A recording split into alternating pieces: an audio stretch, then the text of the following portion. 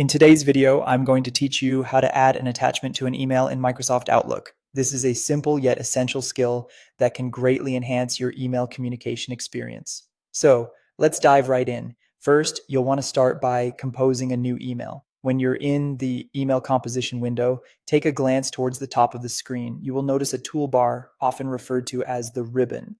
This is where all your key functions can be found. Now, within this ribbon, look for an icon that resembles a paperclip. This iconic symbol is universally recognized across many applications as the attachment button. Clicking on this clip icon will allow you to insert a file into your email. Once you've clicked on the clip icon, you'll be presented with several options to select your file.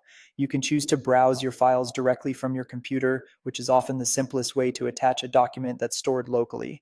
Alternatively, if your document resides in a cloud service like OneDrive, Google Drive, or another similar platform, you can select the option to browse and attach directly from these cloud locations.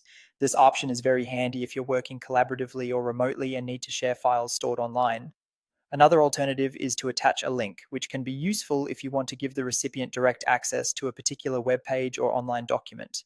Each method of attaching a file provides a slightly different way to share information, so choose the one that best fits your needs. After selecting your preferred method and browsing through your files to locate the specific document you wish to attach, click on it to finalize your selection. Once you've chosen your file, it will automatically attach to your email. You'll see it appear below the subject line of your email, indicating that it's ready to send.